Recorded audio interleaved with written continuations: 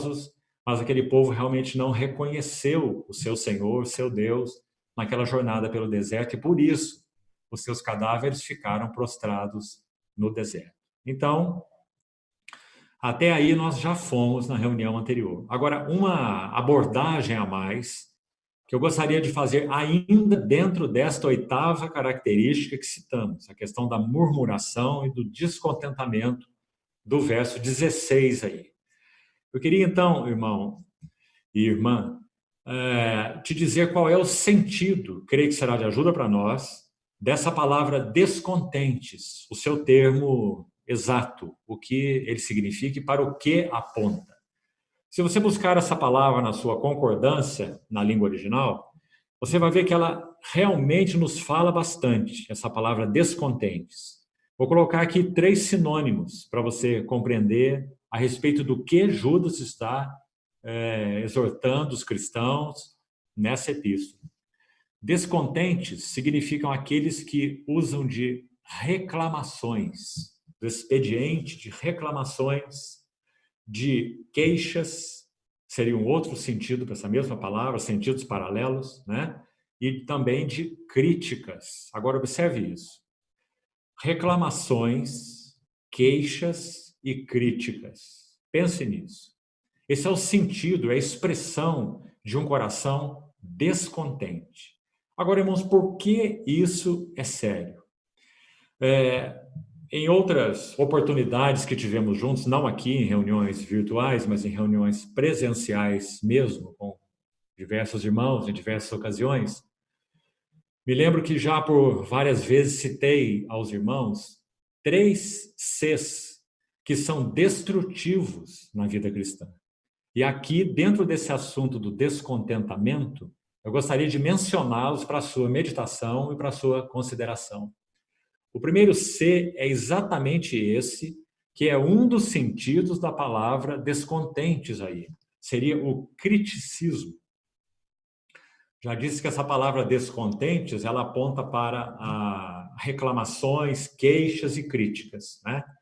Então, o primeiro C destrutivo na vida cristã é o criticismo. O segundo, depois eu vou falar um pouquinho sobre eles, o segundo seria o cinismo. E o terceiro seria o ceticismo. Você vê que é um caminho de degeneração. É muito difícil, como também temos falado sobre a questão da apostasia, que alguém se torne cético nas coisas referentes a Deus, a sua palavra, de um dia para o outro. O caminho do ceticismo, ele é, então, um caminho, ele é progressivo.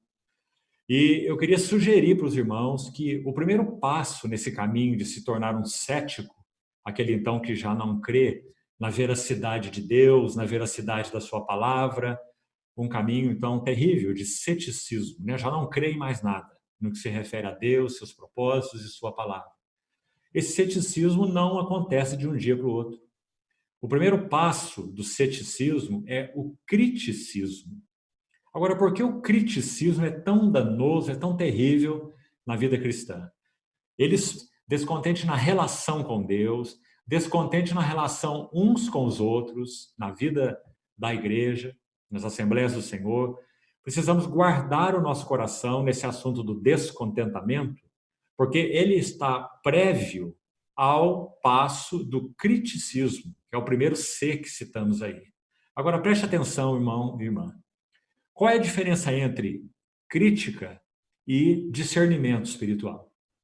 Já que a Bíblia nos diz assim, o homem espiritual julga todas as coisas. E se você examinar essa palavra, ela tem exatamente o sentido de criticar, no bom sentido do termo, ou de julgar, ou de discernir. Está compreendendo?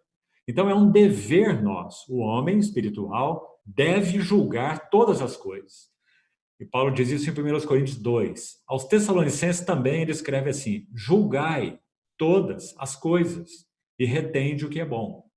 Então, qual é a diferença entre uma crítica, nesse sentido de julgar, discernir, e o criticismo que nós estamos falando? A diferença é absoluta, queridos irmãos. Criticismo significa que o nosso coração está em descontentamento. de tal forma que nada mais tem o devido peso para nós. Quando nós ouvimos, por exemplo, para citar um exemplo, uma palavra, nós buscamos os pontos negativos, ao invés de buscarmos pontos positivos. Deveríamos buscar os pontos positivos. Não fazer isso é criticismo.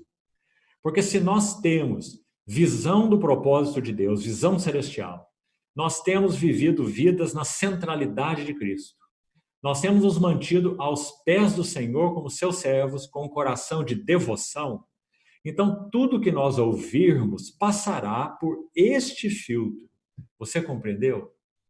Então, tudo que é negativo, ele será discernido neste filtro positivo. Agora, o que é o criticismo? O criticismo é, para continuar no mesmo exemplo, tudo que nós ouvimos, nós buscamos os aspectos negativos. É como você ver um grande pano branco, aquele exemplo que sempre é citado, né?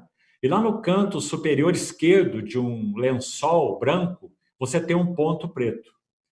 Então, ao invés de você observando essa figura, você dizer, isso é um lençol limpo, branco, né, puro, ele tem apenas uma máculazinha naquele canto superior esquerdo. Né?